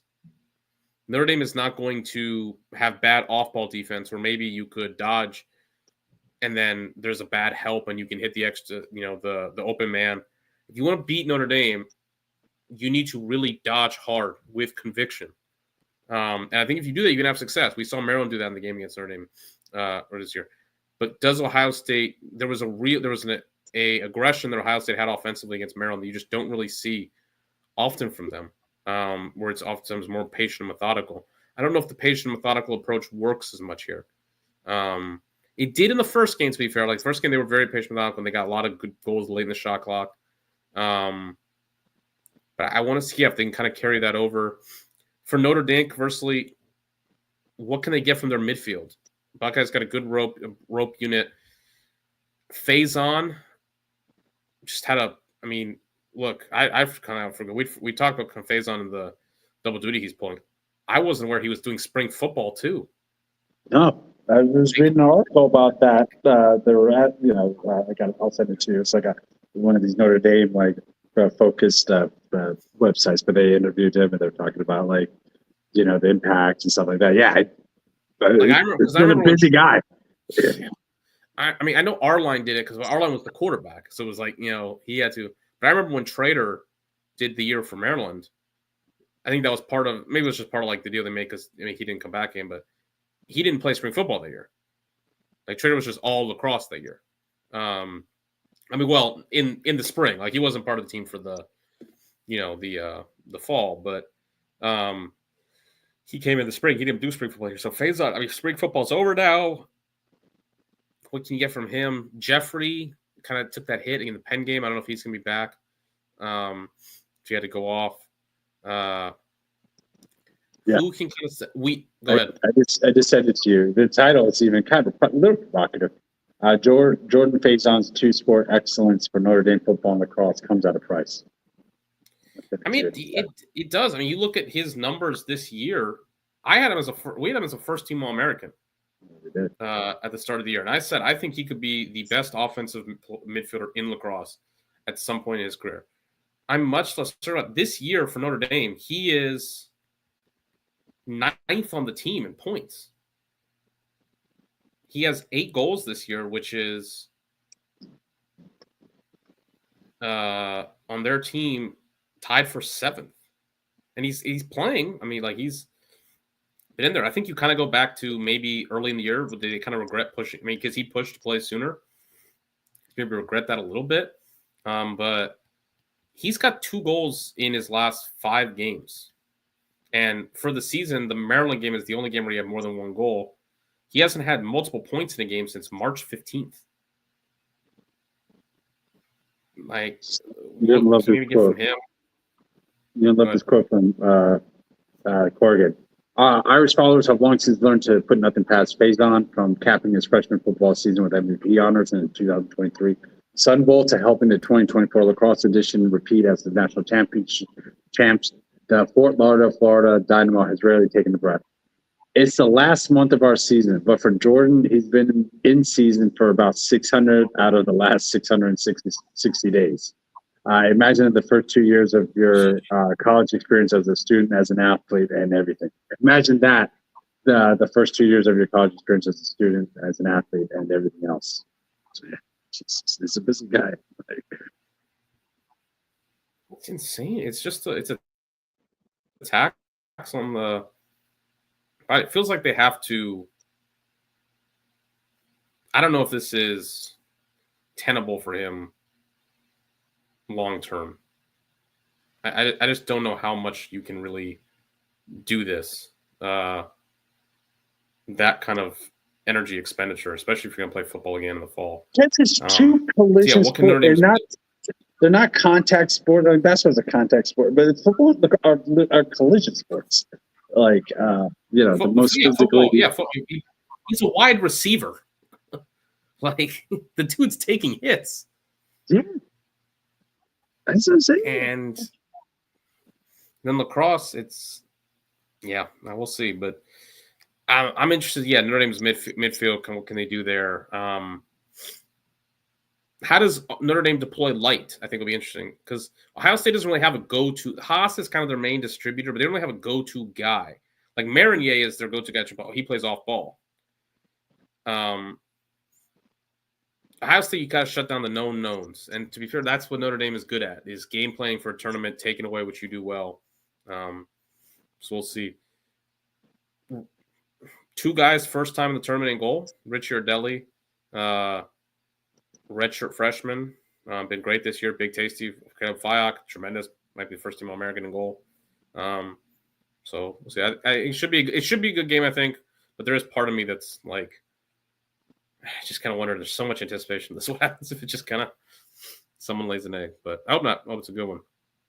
Second big game, the R2, Cornell, Albany, and Maryland Air Force. I think those two teams are too tough, and especially for Air Force, Albany having to play a second game in a week. I don't know. I just don't really see the upsets there. They would be massive. Two of the biggest upsets in the history of the tournament if they happen. Harvard Cuse. Harvard's offense was. Harvard's going to come in, I think, with a belief. Considering, if you're Harvard, you kind of view it, I think, as, well, look, we lost 28 of 32 faceoffs in the first game we won. It can't be worse at the faceoff dot. And we can just get a little bit there. We can get some saves. We trust our offense. Harvard, Jerry Burns, they have a trick up their sleeve, maybe with a ride, something like that. If you're Cuse, you kind of view it as, look, we're a better team than we were then. It's going to be presumably a great crowd at the Dome. Sunday evening at the Dome, a little bit earlier as opposed to the night slot. And we just got to play better than we did on defense the first time around, and we'll be set. You're just a better defensive. We win faceoffs. Offense has been playing well. McCool's been great. That was McCool's worst game of the season. Got pulled. Since then, he's been really strong for them. I think there will be some fireworks in this game. Just both offenses you have. I just think Cuse has got – my gut tells me Cuse has a little too much. Their defense has been playing better. Their offense – Cuse, I think, is just a little bit better in all areas than Harvard. I think Harvard's kind of similar to where they were in that game, kind of similar level. I think Cuse has improved. But, again, kind of the Ohio State point, Cuse, energy expended, 2 games, ACC tournament. How does Cuse handle success? It's kind of been the Cuse story. 2-3 wins, everything's going well, then it's 2-3 losses, and everyone gets down on us, and everyone says we suck. We got to fire the coach, and then we win 2-3 games again, and we're going to win the national title. How does Cuse come back from that? I think that's an interesting story. So the Dome should be watching. I just hope for like a really good game here. Like I think like Cuse probably looks back at that Harvard game and just we really definitely should never given that up. After jumping out to such a good lead and then just the way the defense collapsed. I think Harvard though they're probably thinking hey, we did it once. I don't know how I feel about Harvard. For a little while, I felt maybe this was a quarterfinal team. I didn't think they were a Final Four team, but I was just the way that offense was playing, which is similar to Princeton. Yeah, they can get their battleship sunk if if you dominated possession and had a decent day at goal, and your offense was capable of putting some pressure. But just kind of the way they finished towards the end of the season, nothing terrible, but it just never really rose to the occasion. Didn't really expect them to beat Princeton in the Ivy League tournament, but that would have showed me something more about this team. But still don't think it'll be a blowout or anything like this. But what's their best win in the last 2 months? It's the Dartmouth win, I think. Yeah, they beat Michigan after Cuse, right? Yeah, and it's a week after, or two. Then they beat Yale. Yeah, it's been. I just they kind of feel sort of like Carolina and Duke to me. It's kind of theme. Good teams don't feel like don't win first round games. And I think Harvard's been good. I just haven't seen Harvard be great in. Again, they kind of feel like that's why I said they feel like the same team. Has your impression of Harvard really changed since the Cuse game? No, I kind of went down a little bit. I thought that Cambridge day that they were doing for Cornell at home, and then to lose by 8. Cornell's Cornell this year, but yeah, just that extra gear. But yeah, they never did anything to I don't know. Exceed expectations. Yeah, they never wowed you. Since like that after that Cuse game, it's like, man, Harvard. I don't know about defense. I kind of got some questions. I like Graham Stevens' goal, but their offense, man, is awesome. It's like 2 months later, I'm like, yeah, that's kind of the same thing I feel about them now. So I think it's a good point. Yeah, I just don't. They feel like another team. These teams that you get the vibe that peaked kind of in March. Those teams don't usually make the quarterfinals. I don't know. And Cuse has been up and down, but there have been moments with Cuse where you're like, wow, that looks like a Final Four team. Yeah, winning the ACC tournament. Yeah, beating Notre Dame the way they did in the Dome the first go-around. Yeah. Cuse has shown a ceiling of a Final Four team. I don't know if Harvard has. Again, I think this game will be close. I think this game will be competitive. I think Harvard will have moments. Again, I don't think this Harvard is a team that I don't think they play afraid. Like they've been in the Princeton and Cornell games this year, and again they'll have beaten Cuse. There is some of the seniors have played at the NCAA tournament before where they played against Rutgers, but I just don't know if I see. Again, it's every game now is in the postseason is a different level up. This is a different level to the regular season. The quarterfinals is a big difference to the first round game, and the Final Four you got to be the. I don't know if you have to play your best in the Final Four to win, but you have to dig as deep as you can. Like physically, mentally, it takes the most effort out of you if you're going to win the championship. So you might have to play your best game, but you have to give as much. You have to the tax is so heavy in the Final Four, both mentally and physically. So it's just there's a level up for Harvard. And I'm just not sure they get there. Whereas Cuse, I think, has shown it. But again, if Harvard can score the way they did the first matchup and win a few more faceoffs, yeah, they got a shot. They play the game, Jake. Indeed. Look, man, I didn't think Penn State Colgate. I mean, I didn't expect that to give us what it did. Richmond looked out of it first half today. It's a good day of games, and I hope we get. I hope we get 3 good ones tomorrow. I mean, I'd like if Maryland won by like 8, but I definitely hope these 2 games deliver. All right, it's about to hit midnight, so about to hit Sunday. Let's get out of here. Hit that like button. Subscribe if you're a new listener. We appreciate you. We appreciate you as your old listener as well.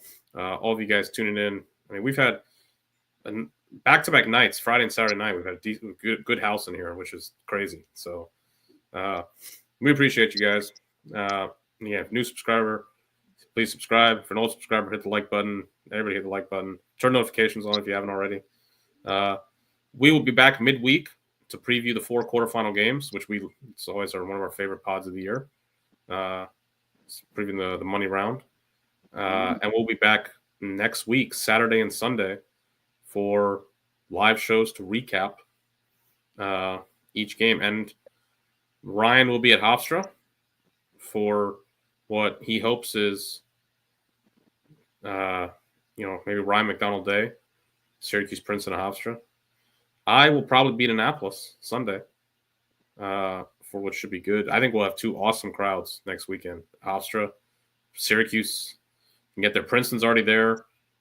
Could have Cornell, Cuse, and Princeton all at Hofstra. Be crazy. And then if you could have Maryland, Georgetown, and Annapolis, Penn State there as well. I think it's going to be great stuff next weekend. So we'll be live for that. 4 more games tomorrow. We hope you enjoy them. And stay hydrated. Happy Mother's Day. Shout out to the American Pope. It's just a big True. Big. American Pope. Great stuff. I wonder if he's ever been to a lacrosse game. He's a baseball fan. They saw that clip with him in the White Sox game. What is the Pope? What is the Pope's thoughts on Villanova not fully funding 12.6 scholarships from lacrosse? We got to give Coach Corrado a chance out here. You got to give him the resources, Jake. You can't do it without the resources.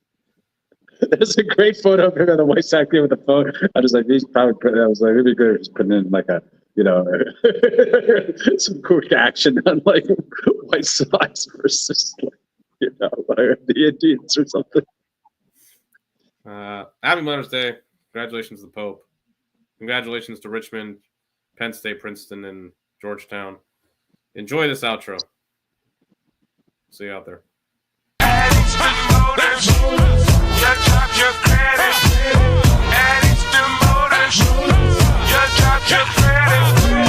Ford, Honda, Chevy, Beamers, and minivans. Over 600 cars, trucks, SUVs. Are you listening, man? Let Eastern Motors put you in a car today. Let Eastern Motors finance it all the way.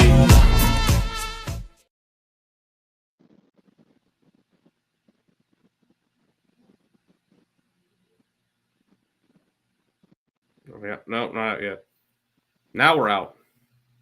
I was gonna say,